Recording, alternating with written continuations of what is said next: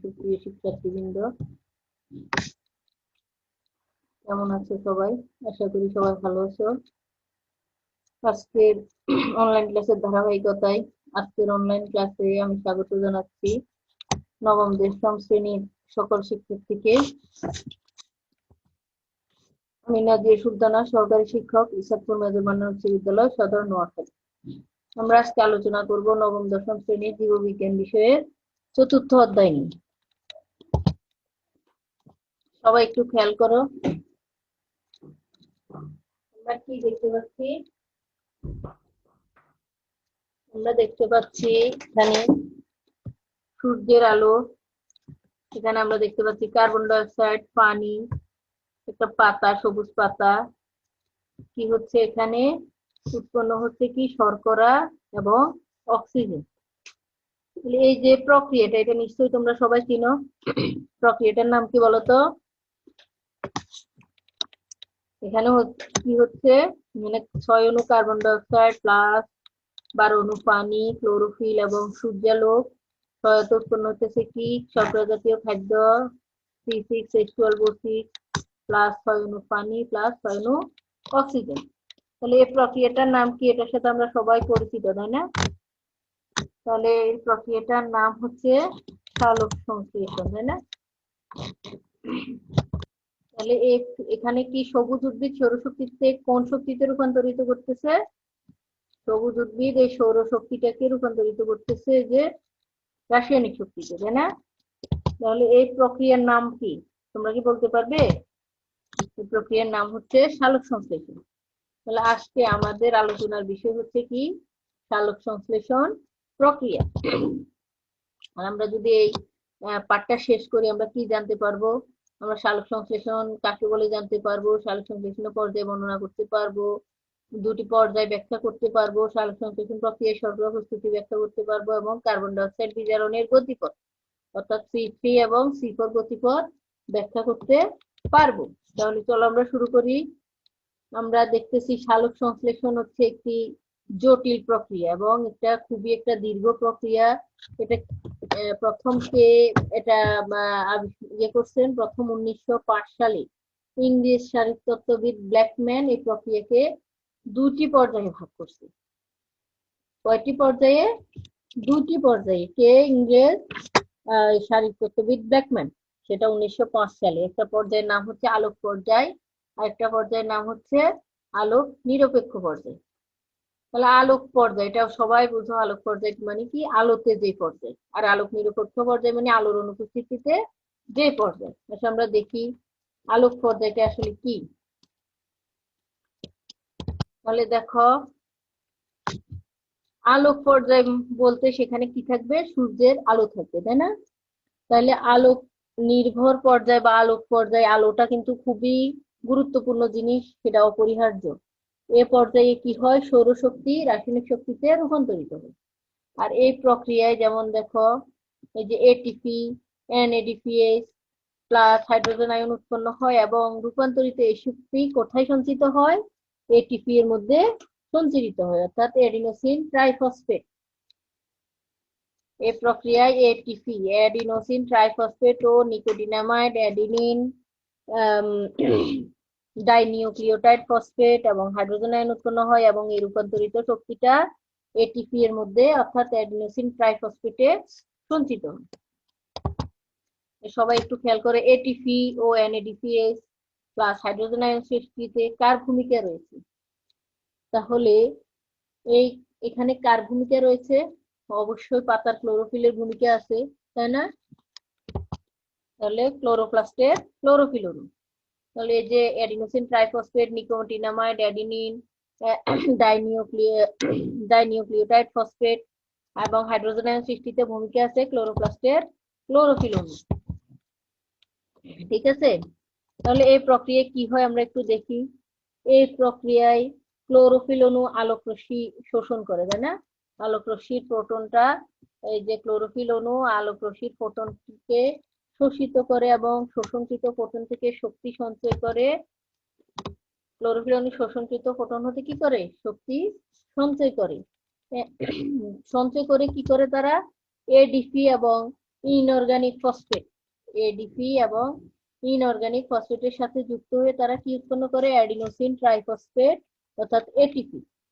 আর এই যে এটিপি তৈরির এই প্রক্রিয়াটাই হচ্ছে কি ফটোফসফোরাইলেশন, অর্থাৎ আলোর উপস্থিতিতে অজৈব ফসফেট অর্থাৎ ইনঅর্গানিক ফসফেট এবং এডিপি একত্রিত হয়ে কোথায় ক্লোরোফিলে, যার নামে ক্লোরোফিলে সেটা একত্রিত হয়ে যে এটিপি তৈরির প্রক্রিয়া সেটাই হচ্ছে কি ফটোফসফোরাইলেশন। তাহলে মুক্ত ফসফেট এডিপি এর সাথে যুক্ত হয়ে কি উৎপন্ন করে এটিপি উৎপন্ন করে।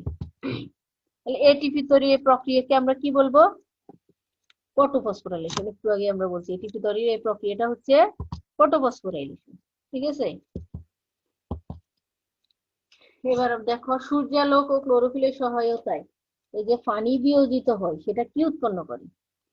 সূর্যালোক এবং ক্লোরোফিলের সহায়তায় যে পানিটা বিয়োজিত হয়ে কি হয় আমরা একটু দেখি। পানি বিয়োজিত হয়ে কি উৎপন্ন করে অক্সিজেন, ইলেকট্রন এবং হাইড্রোজেন উৎপন্ন। অর্থাৎ সূর্যালোক এবং ক্লোরোফিলের সহায়তায় যে পানি বিয়োজিত হয় সেটা অক্সিজেন উৎপন্ন করে, ইলেকট্রন উৎপন্ন করে এবং হাইড্রোজেন উৎপন্ন করে। আর পানির যে এই যে বিয়োজিত হওয়ার প্রক্রিয়া এটার নাম হচ্ছে কি ফটোলাইসিস। পানির এই বিয়োজিত হওয়ার প্রক্রিয়াটার নাম হচ্ছে কি ফটোলাইসিস, ঠিক আছে। তাহলে আলোক নির্ভর পর্যায়টা সবাই মোটামুটি ক্লিয়ার কিনা দেখো। তাহলে এই আলোক নির্ভর পর্যায়ে কি আলোটা অপরিহার্য। এ পর্যায়ে কি হয় সৌরশক্তি রাসায়নিক শক্তিতে রূপান্তরিত হয়, অর্থাৎ এই প্রক্রিয়ায় এটিপি এনএডিপিএস প্লাস হাইড্রোজেন আয়ন উৎপন্ন হয়। এই রূপান্তরিত শক্তি কোথায় সঞ্চিত হয় এটিপি এর মধ্যে সঞ্চিত হয়।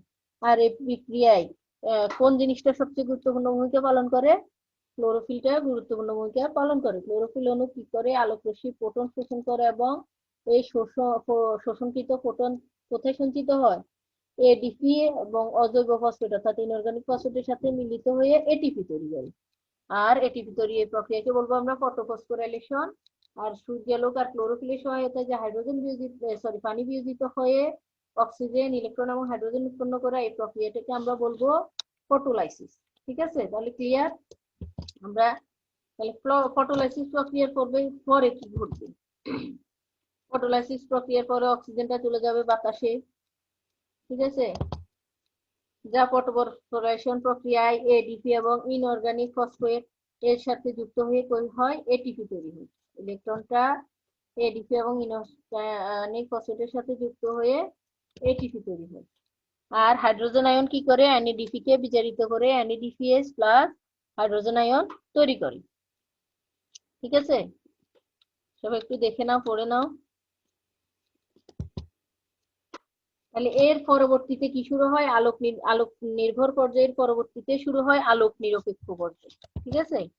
তাহলে এখন আমরা আলোক নিরপেক্ষ পর্যায়টা দেখি। আলোক নিরপেক্ষ পর্যায়ে কিন্তু আলোটা গুরুত্বপূর্ণ না, অর্থাৎ সেখানে আলোর প্রয়োজন পড়ে না, তবে এই প্রক্রিয়াটা আলোর উপস্থিতিতেও ঘটতে পারে। আলোক পর্যায়ে কি কি উৎপন্ন হয়েছিল আলোক পর্যায়ে উৎপন্ন হয়েছিল এটিপি এনএডিপিএস প্লাস হাইড্রোজেন আয়ন, ঠিক আছে। এটা তোমাদের মনে থাকার কথা, আমরা এতক্ষণ আলোচনা করছি। আলোক পর্যায়ে উৎপন্ন হয়েছে কি এটিপি এনএডিপিএস প্লাস হাইড্রোজেন আয়ন। এ পর্যায়ে এদের সহায়তায় কার্বন ডাই অক্সাইড বিজারিত হয়ে কি উৎপন্ন করছে কার্বোহাইড্রেট উৎপন্ন করছে, ঠিক আছে। সবুজ উদ্ভিদে কার্বন ডাই অক্সাইডের বিজারণের 3টি গতিপথ আবিষ্কৃত হয়েছে। আচ্ছা, তার আগে আমরা একটু বলি আলোক নিরপেক্ষ পর্যায়টা আরেকটু দেখো। আলোক নিরপেক্ষ পর্যায়ে কি আলোর প্রয়োজন পড়ে না, সেখানে তবে আলোর উপস্থিতিও এই প্রক্রিয়া চলতে পারে। বায়ুমণ্ডলের কার্বন ডাই অক্সাইড পত্ররন্ধ্রের মধ্য দিয়ে কোথায় প্রবেশ করে কোষে প্রবেশ করে। আলোক পর্যায়ের যে এটিপি তৈরি হয়েছে এনএডিপিএস প্লাস হাইড্রোজেন আয়ন এগুলো যে তৈরি হয়েছে সেটা আলোক নিরপেক্ষ পর্যায়ে কি করে কার্বন ডাই অক্সাইড বিজারিত করে কার্বোহাইড্রেটে পরিণত হয়। তাহলে এই যে কার্বোহাইড্রেটে পরিণত হয় এই কার্বোহাইড্রেট বিজারণের জন্য সবুজ উদ্ভিদে কার্বোহাইড্রেট বিজারণের জন্য 3টি গতিপথ আবিষ্কৃত হয়েছে। কয়টা গতিপথ 3টি গতিপথ। একটা হচ্ছে কি ক্যালভিন চক্র, একটা হচ্ছে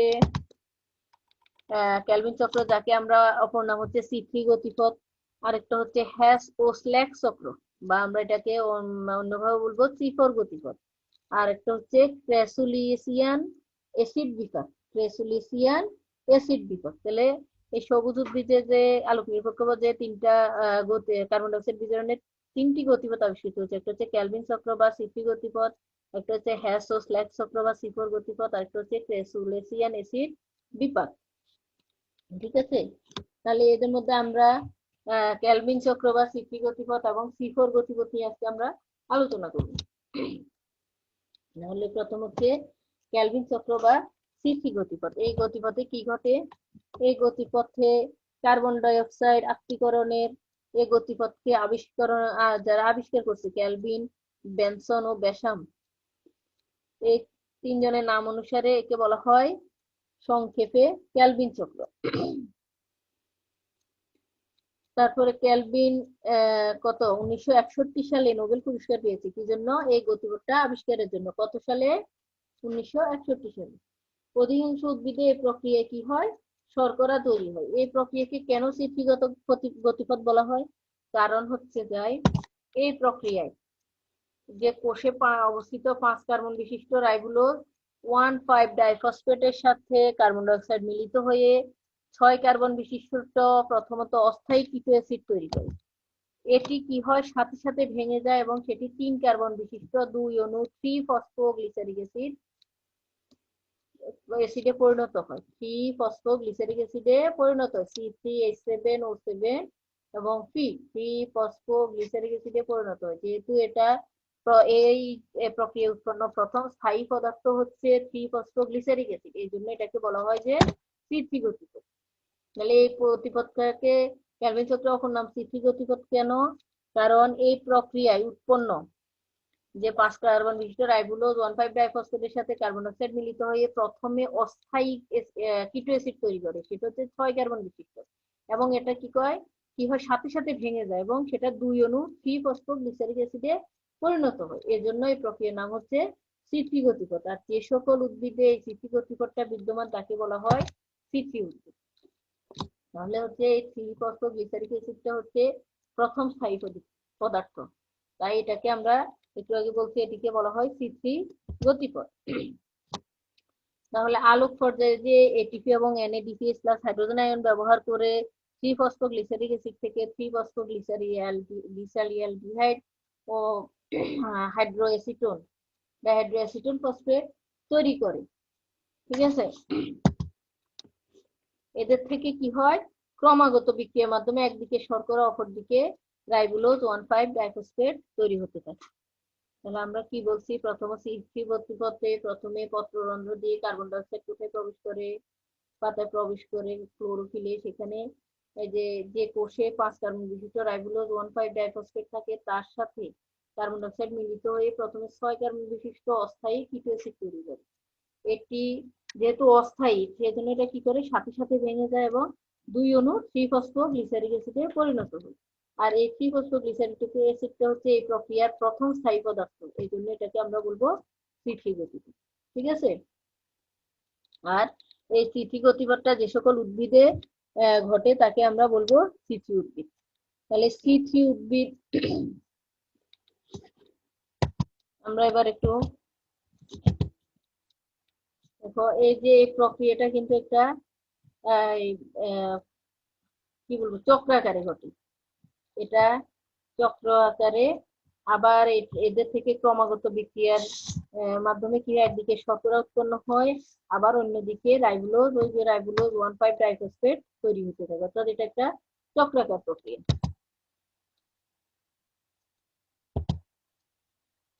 তাহলে প্রতিবার এক অণু কার্বন ডাই অক্সাইড কি করে এই চক্রে প্রবেশ করে? প্রতিবার কি হয়? এক অণু কার্বন ডাই অক্সাইড এই চক্রাকার প্রক্রিয়াটায় প্রবেশ করে। ঠিক আছে,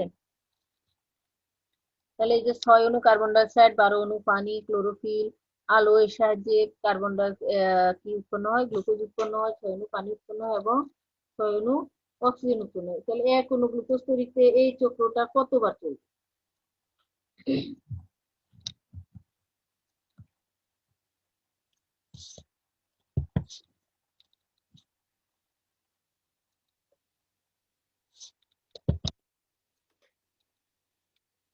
সবাই একটু দেখো, এটা হচ্ছে C3 গতিপথ, সূর্যালোক, তারপর এখানে পানি, তারপরে হচ্ছে এটিপি, NADPH, ক্লোরোপ্লাস্ট, অক্সিজেন, সেখানে উৎপন্ন হচ্ছে এটা হচ্ছে ক্যালভিন সাইকেল, প্রতিবার 1 অণু কার্বন ডাই অক্সাইড এখানে প্রবেশ করে। ঠিক আছে, এগুলো হচ্ছে কি ক্লোরোপ্লাস্ট, পাতার ক্লোরোপ্লাস্ট, একটা পাতা, তাকে আমরা যদি অনুবীক্ষণ যন্ত্রে দেখি এরকম দেখায়, আর সেটাকে আমরা ক্লোরোপ্লাস্টকে যদি হস্তক্ষেপ করি তার চিত্রটা এরকম, এটা আমরা সবাই দেখছি, প্রথমে আমরা ক্লোরোপ্লাস্ট সম্পর্কে জেনেছি, তাই না? তাহলে এটাকে বলবো আমরা কি C3 গতিপথ। তাহলে এই ছবিটাকে ক্যালভিন বেনসন কুক, আমরা এটা প্রথমেই বলেছিলাম যে কার্বন ডাই অক্সাইড আত্তীকরণে গতিপথ আবিষ্কারের জন্য 1961 সালে বিজ্ঞানী ক্যালভিন নোবেল পুরস্কার পেয়েছেন, তাই না? তাহলে কার্বন ডাই অক্সাইড বিজারণের এই গতিপথের প্রথম স্থায়ী পদার্থ কত কার্বন বিশিষ্ট ছিল? হ্যাঁ, 6 কার্বন বিশিষ্ট ছিল। 6 কার্বন বিশিষ্ট কি ছিল? 6 কার্বন বিশিষ্ট অস্থায়ী কিটো অ্যাসিড। ঠিক আছে,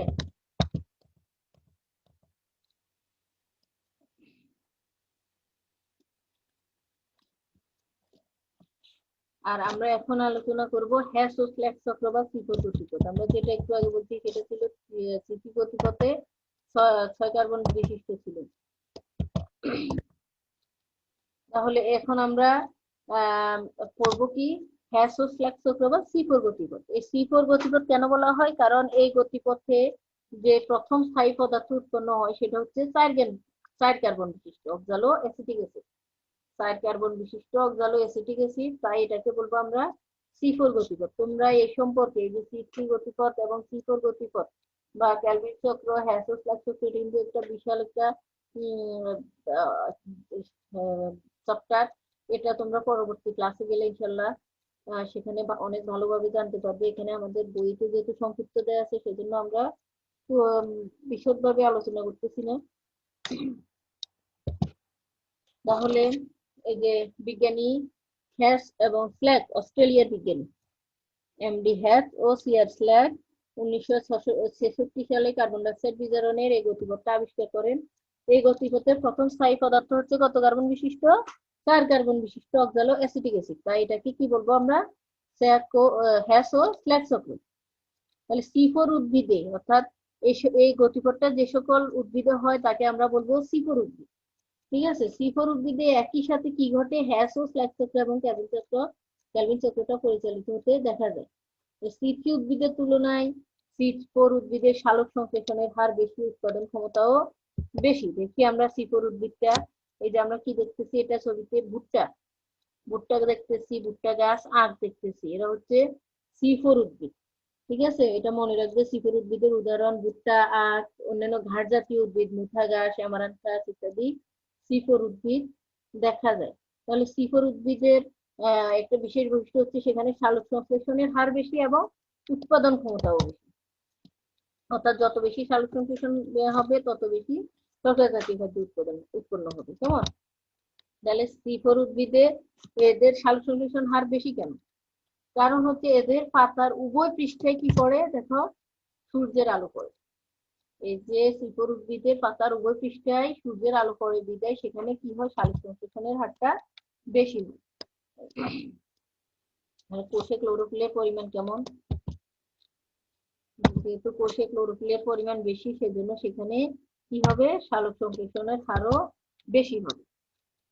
তাহলে এই যে আমরা কি দেখতেছি, কুমড়া গাছ দেখতেছি, এখানে সালোক সংশ্লেষণের হার কেমন হবে?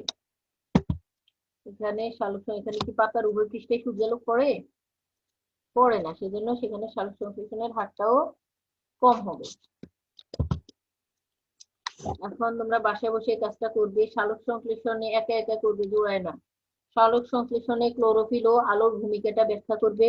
সেজন্য তোমরা আমাদের এই ক্লাসটাও দেখবে অবশ্যই, এবং সাথে সাথে বইটাও ফলো করবে।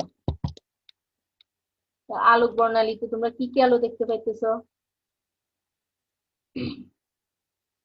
আমরা 7টা আলো দেখি আলোক বর্ণালীতে।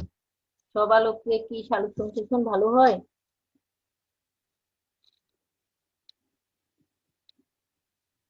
সালোক সংশ্লেষণের জন্য আলো অবশ্যই গুরুত্বপূর্ণ, কিন্তু সেখানে কি সব আলোতে সালোক সংশ্লেষণ ভালো হয় না। যেমন যে 7টা আলো আছে সেখানে লাল, নীল, কমলা, বেগুনি অংশটুকুতেই সালোক সংশ্লেষণ ভালো হয়। আলোক বর্ণালীর কিসে? লাল, নীল, বেগুনি এবং কমলা এই অংশটুকুতেই সালোক সংশ্লেষণের হার বেশি হয়। সবুজ কিংবা হলুদ আলোতে সালোক সংশ্লেষণ ভালো হয় না। অর্থাৎ এই যে সবুজ আলো এবং হলুদ আলোতে সালোক সংশ্লেষণ বেশি হয় না, কিন্তু লাল, নীল, হলুদ এবং কমলা, সরি বেগুনি এবং কমলা এই 4টা আলোতে কি হয়? সালোক সংশ্লেষণের হারটা বেশি হয়। আর একটি নির্দিষ্ট সীমা পর্যন্ত আলোর পরিমাণ বাড়লে সালোক সংশ্লেষণ হারও বাড়ে। কিন্তু আবার আলোর পরিমাণ যদি অতিরিক্ত হয়, আমরা সবসময় বলি যে অতিরিক্ত কোনো কিছুই ভালো না, তাহলে অতিরিক্ত হয়ে যায় তখন কিন্তু সালোক সংশ্লেষণের হার বাড়ে না। অর্থাৎ তখন কি হয়? আলোর পরিমাণ যদি বেড়ে যায় সেখানে যে এনজাইমটা নষ্ট হয়ে যায়, ফলে ক্লোরোফিলের উৎপাদন কম হয়, ফলে সালোক সংশ্লেষণের হারও কমে যায়। সাধারণত সালোক সংশ্লেষণ ভালো হয় কোথায়? 400 ন্যানোমিটার থেকে 480 ন্যানোমিটার এবং 680 ন্যানোমিটার তরঙ্গ দৈর্ঘ্য বিশিষ্ট আলোতে সালোক সংশ্লেষণটা বেশি হয়। তাহলে আমরা কি সব আলোতে সালোক সংশ্লেষণ ভালো হয় না কেন? কারণ লাল, নীল, কমলা এবং বেগুনি আলোতে সালোক সংশ্লেষণ বেশি হয়, আর সবুজ আর হলুদে সালোক সংশ্লেষণটা কম হয়। আবার আলো যদি অত্যধিক বেড়ে যায় সেখানেও সালোক সংশ্লেষণের হারটা কম থাকে। তাহলে আমরা বলছি সালোক সংশ্লেষণের হারটা বেশি হয় কত তরঙ্গ দৈর্ঘ্যে? 400 ন্যানোমিটার থেকে 480 ন্যানোমিটার এবং 680 ন্যানোমিটার তরঙ্গ দৈর্ঘ্যে সালোক সংশ্লেষণটা বেশি হয়। তাহলে এখন তোমরা একটু এই প্রশ্নগুলোর উত্তর বাসায় বসে অনুশীলন করবে। ফটোফসফোরিলেশন কি, ফটোলাইসিস কি, পানি বিয়োজিত হয়ে কি কি উৎপন্ন হয়, C3 উদ্ভিদ এবং C4 উদ্ভিদ কি। আমরা এখানে গুরুত্বপূর্ণ শব্দ কি পাইছি? ফটোলাইসিস। ফটোলাইসিস কাকে বলছি আমরা? এই যে হাইড্রোজেন, সরি, পানি বিয়োজিত হয়ে যে হাইড্রোজেন, অক্সিজেন এবং ইলেকট্রন উৎপন্ন করছে সেটাকে আমরা বলছি কি? ফটোলাইসিস। তারপর হচ্ছে কিটো অ্যাসিড, এই যে 6 কার্বন বিশিষ্ট কিটো অ্যাসিড, সেটা C3 উদ্ভিদে অস্থায়ী যৌগ। তারপর 3-ফসফোগ্লিসারিক অ্যাসিড, এটা হচ্ছে যে C3 উদ্ভিদের প্রথম স্থায়ী যৌগ। তবে আমরা আরেকটা শব্দ পাইছি 3-ফসফোগ্লিসারিল ডাইহাইড, গ্লিসারলডিহাইড, তারপর ডাইহাইড্রো অ্যাসিটোন ফসফেট। ঠিক আছে? তাহলে একটা বাড়ির কাজ লিখে নাও। এটা কিসের ছবি? আর এটার আলোক পর্যায়ের ভূমিকা কি এবং যে প্রশ্নবোধক চিহ্নিত অংশগুলো কি কি, এগুলো তোমরা বাড়িতে বসে অনুশীলন করবে। তোমরা একটু লিখে নাও। তো তোমরা এটা লিখে নাও আর সবাই বাড়িতে বসে ঠিক মতো পড়াশোনা করবে। বিশেষ করে নবম দশম শ্রেণী, তোমাদের কিন্তু একই পড়া পরবর্তীতে এবং দশম শ্রেণীর পরীক্ষা হবে। এই বিষয়ে তোমরা অবহেলা করবে না, সবাই ভালোভাবে বাড়িতে বসে অনুশীলন করবে এবং সে অনুযায়ী আরো বেশি বেশি পড়ালেখা করার চেষ্টা করবে। সবাইকে ধন্যবাদ জানিয়ে আজকের ক্লাস আমি এখানে সমাপ্ত করছি। আল্লাহ হাফেজ, সবাই ভালো থাকবে।